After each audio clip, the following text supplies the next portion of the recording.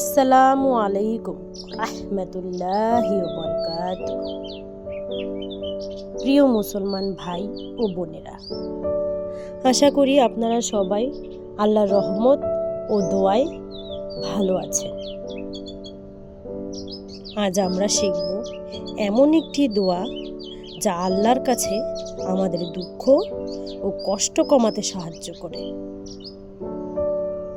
এটি প্রতিদিন পড়লে মন শান্ত হয় এবং জীবনে বরকত আসে। জীবনে এমন এমন অনেক অধ্যায় আছে যেগুলো আমরা কাউকে বলতে পারি না।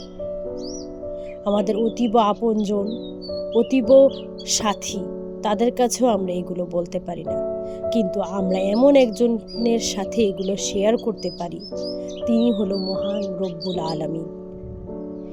এটি প্রতিদিন পড়লে মন শান্ত হয় আর আমাদের জীবনে অনেক অনেক বরকত নিয়ে আসে, রহমত নিয়ে আসে। প্রিয় শ্রোতাবৃন্দ, এই পৃথিবীতে এমন কোনো মানুষ নেই যে আপনাকে স্বার্থহীনভাবে ভালোবাসবে বা আপনি তাকে পরিপূর্ণভাবে সন্তুষ্ট করতে পারবেন, কিন্তু এমন আল্লাহ তাআলা বলে দিয়েছেন যে তাকে সন্তুষ্ট করা অনেক সহজ এবং অনেক সহজতর। আমরা আল্লাহর বান্দা, তিনি আমাদের সৃষ্টি করেছেন তার ইবাদতের জন্য, কিন্তু আমরা তা না করে দুনিয়াবি জিনিস নিয়ে ব্যস্ত হয়ে পড়ি। তাই তিনি আমাদেরকে মাঝে মাঝে দুঃখ কষ্ট দিয়ে থাকেন,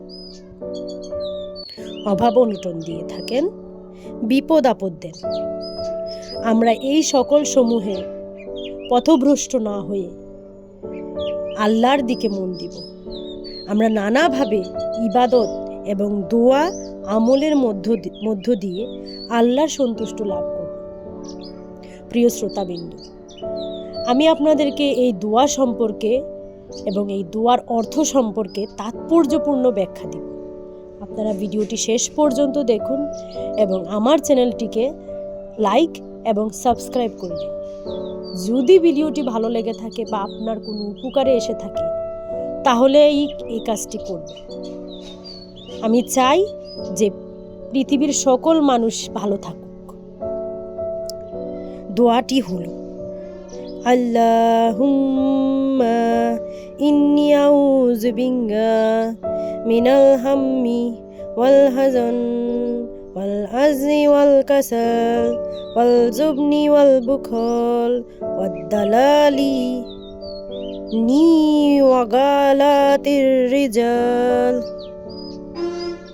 অর্থ: হে আল্লাহ, আমি তোমার কাছে আশ্রয় চাই দুঃখ ও বিষণ্ণতা, অলসতা ও অক্ষমতা, ভয় ও কৃপণতা, ঋণ ও মানুষদের জবরদস্তির হাত থেকে। প্রিয় শ্রোতাবিন্দু, এই দোয়াটি যেমন তাৎপর্যপূর্ণ তেমন উপকারী। এই দোয়াটি প্রতিদিন একবার আমল করলে আমাদের মনে শান্তি দেবে। আল্লাহ তাআলা আপনাকে ভালোবাসেন, তিনি আপনাকে দেখেন, সবই শোনেন। এই দোয়াটি পড়ে আপনি আল্লাহর কাছে যা চাইবেন তাই কবুল হবে ইনশাআল্লাহ। কখন পড়বেন?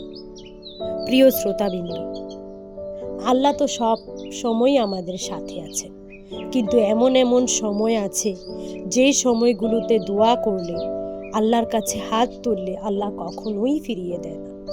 সুতরাং আল্লাহর সন্তুষ্টির জন্য হলেও আমাদের এই নিয়ম এবং সময় অনুসারে আল্লাহর কাছে দোয়া চাইতে হবে। দোয়াটি পড়বার জন্য অবশ্যই আপনাদের কাছে আমার অনুরোধ রইল 5 ওয়াক্ত সালাত আদায় করার জন্য, কারণ 5 ওয়াক্ত সালাতের মাধ্যমেই আল্লাহর সন্তুষ্টি অর্জন করা যায়, আল্লাহর নিকটস্থ হওয়া যায়। দোয়াটি পড়ার জন্য